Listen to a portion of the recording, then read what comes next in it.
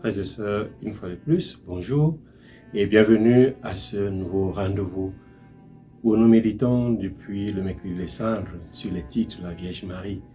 Les titres que nous retrouvons dans la litanie de la Vierge Marie, que nous avons l'habitude de réciter à la fin du chapelet ou à la fin du rosaire.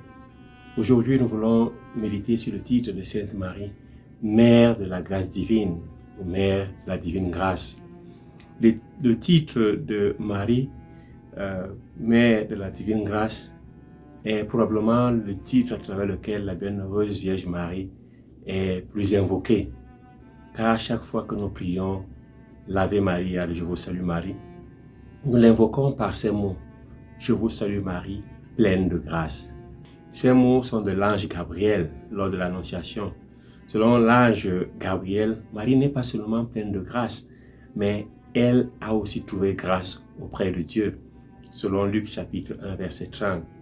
C'est-à-dire que Marie est éternellement dans les grâces de Dieu. L'on peut aussi traduire qu'elle est la grâce auprès de Dieu. Marie est la grâce de Dieu par excellence. Après le chaos du péché originel, le Père avait choisi de toute éternité une nouvelle Ève qui saurait par son fiat, par son oui d'amour et d'humilité, faire sortir de son sein virginal son Fils premier-né, qui est le Fils de Dieu, source unique de la grâce et principe universel de la bénédiction de Dieu sur les hommes. Marie est pleine de grâce dans le temps de notre histoire, mais elle est aussi pleine de grâce dans l'éternité de Dieu. Dieu est le Père plein de grâce, et plus particulièrement dans le mystère de la rédemption. Bien que cette grâce soit déjà présente à la création et pendant toute l'histoire du salut. Mais de façon merveilleuse et pleine, la grâce du Père est dans le don de son Fils unique. Et la grâce de Marie est dans l'acceptation de ce Fils en devenant sa mère pour l'offrir aux hommes, afin que par lui, le salut et toute grâce soit redonnée à l'humanité qui avait tant offensé le Père par son refus de lui obéir.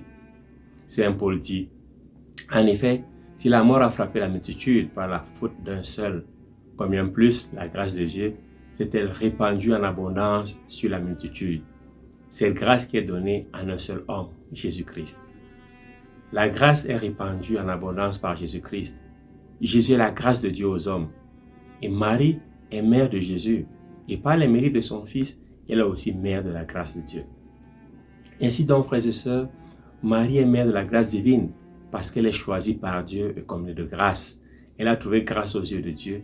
Elle est alors bénie entre toutes les femmes. Élisabeth dira, tu es bénie entre toutes les femmes et le fruit de tes entrailles est béni. Élisabeth reprend la même pensée de l'ange Gabriel. Marie est pleine de grâce. Marie est bénie de la grâce divine, car le Seigneur s'est penché sur l'humilité de sa servante et l'a exaltée.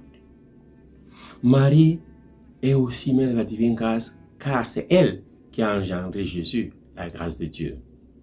Troisièmement, Marie est aussi mère de la grâce divine, car elle est aussi bienheureuse parce qu'elle a écouté la parole de Dieu et l'a conservée dans son cœur.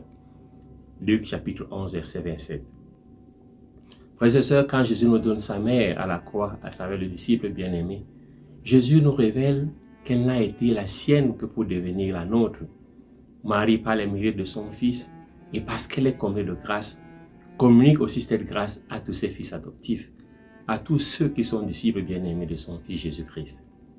En ce temps de carême, devenons de plus en plus disciples bien-aimés de Jésus pour être engendrés par Marie et être aussi remplis de la divine grâce. Marie est la mère de la divine grâce et elle en reste le réservoir et la dispensatrice pour les anges et pour tous les hommes. Si Dieu le Père nous donne Jésus par Marie, Jésus nous donne sa mère et toute grâce dont nous avons besoin tout au long de ce carême. Fructueux temps de carême, ô Marie conçue sans péché, priez pour nous qui avons recours à vous.